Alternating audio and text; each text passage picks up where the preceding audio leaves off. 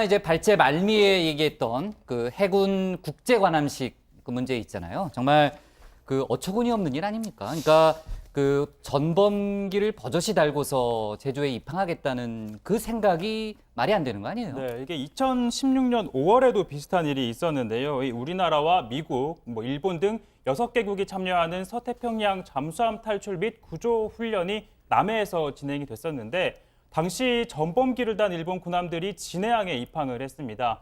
그런데 당시엔 입항 직후에 관련 사실이 알려지면서 상대적으로 조용하게 넘어갈 수 있었죠. 그렇습니다. 그런데 이번에는요, 좀 다를 것 같은 게요. 우리 해군이 일본 해군 측에 정식으로 우길기를 달지 말아달라 이렇게 요청을 했고, 이런 사실이 일본 언론을 통해서 소개된 만큼 우리 정부나 일본 정부 중 어느 한쪽이 양보를 하든 아니면 일본이 이번 관함식에 불참을 하든 뭐 아니면 도다 이런 상황이 좀 불가피해졌다는 이야기도 나오고 있습니다.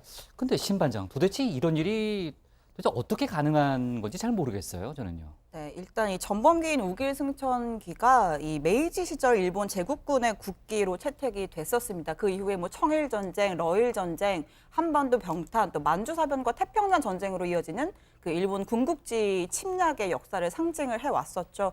그러다가 일본이 패전한 이후에는 사용이 금지가 됐다가 1954년에 자위대가 창설된 이후에 이 전범기를 자위대기로 다시 채택을 했던 겁니다.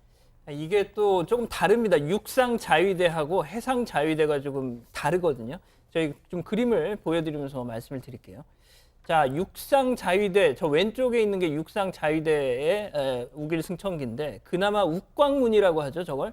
이 무늬를 16개에서 8개로 수정한 우길기를 사용하는데 해상 자위대는 저 오른쪽에 있는 겁니다.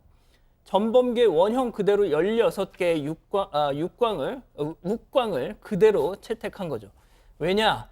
육상 자위대는 그나마 옛 일본 제국군 출신들을 어느 정도 숙정을 했던 데 반해서 해상 자위대는 옛 일본 해군 출신들이 상당수 재기용이 됐던 탓이라는 겁니다. 물론 그래봤자 똑같은 전범기이지만 해상 자위대의 우길기는 우리 입장에서는 더더욱 용납할 수 없는 거죠. 아, 그렇군요. 그러니까 국제법적으로는 어쩌할 도리가 없다 하더라도 그 우리 군 당국이 이번에만큼은 확실하게 원칙을 좀 정했으면, 입장을 정했으면 하는 생각이고요.